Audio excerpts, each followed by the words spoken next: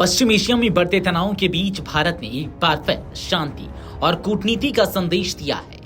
प्रधानमंत्री नरेंद्र मोदी ने ईरान के राष्ट्रपति मसूद पेजेश्कियन से फोन पर बातचीत कर क्षेत्र में बिगड़ती स्थिति पर गहरी चिंता जताई है।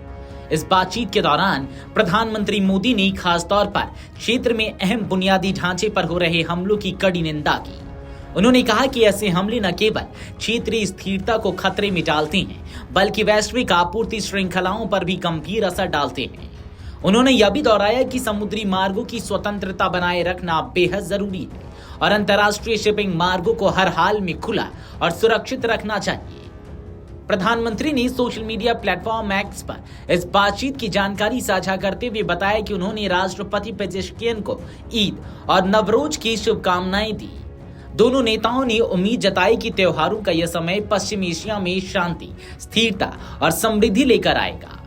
विदेश मंत्रालय के अनुसार प्रधानमंत्री मोदी ने क्षेत्र में तेजी से बदल रही सुरक्षा स्थिति पर गहरी चिंता व्यक्त की और इस बात पर जोर दिया कि सभी विवादों का समाधान केवल बातचीत और कूटनीति के जरिए ही संभव है। भारत लगातार इस रुख पर कायम रहा है कि किसी भी संघर्ष का स्थायी समाधान सैन्य कार्रवाई नहीं, बल्कि संवाद के माध्यम से ही निकाला जा सकता है। इस बातचीत में एक और महत्वपूर्ण मुद्दा भारतीय नागरिकों की सुरक्षा का भी रहा। प्रधानमंत्री मोदी ने ईरान में रह रहे भारतीयों की सुरक्षा सुनिश्चित करने के लिए वहां की सरकार के सहयोग की सराहना की। उन्होंने कहा कि संकट के इस समय में ईरान का यह सहयोग सराहनीय है। गौरतलब है कि 28 फरवरी को शुरू हुआ यह संघर्ष के बाद यह दूसरी बार है जब प्रधानमंत्री मोदी और राष्ट्रपति पेजेश्कियन के बीच बातचीत हुई है। इससे पहले 12 मार्च को भी दोनों नेताओं के बीच चर्चा हुई थी, जिसमें ईरान के राष्ट्रपति ने क्षेत्र की मौजूदा स्थिति और अपने दृष्टिकोण से भारत को अवगत कराया था। इस पूरे घटनाक्रम की जड़ में 28 फरवरी को हुआ वह हमला है, जब अमेरिका और इजराइल ने ईरान को निशाना बनाया। इसके जवाब में ईरान ने भी आक्रामक रुख अपनाते हुए अपने पड़ोसी देशों और इजराइल पर हमले किए। इस संघर्ष का असर अब वैश्विक स्तर पर देखने को मिल रहा है। खास तौर पर हॉर्मुज जलडमरूमध्य की स्थिति बेहद संवेदनशील बनी हुई है।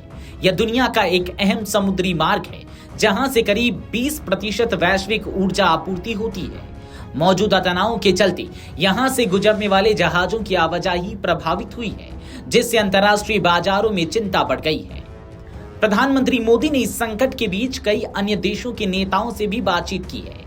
इसमें सऊदी अरब, संयुक्त अरब अमीरात, Qatar, Bahrain, Kuwait, Jordan, France और मलेशिया जैसे देशों के नेता शामिल हैं। कुल मिलाकर भारत इस पूरे संकट में संतुलित और जिम्मेदार भूमिका निभाते हुए शांति, स्थिरता और संवाद की वकालत कर रहा है। अब यह देखना होगा कि अंतर्राष्ट्रीय प्रयास इस तनाव को कम करने में कितने सफल होते हैं। Video desk amarujala.com। अगर आप ये वीडियो YouTube पर देख रहे हैं तो हमारे चैनल को सब्सक्राइब कर बेल आइकन दबाएं और Facebook पर देख रहे हैं तो हमारे पेज को लाइक करें।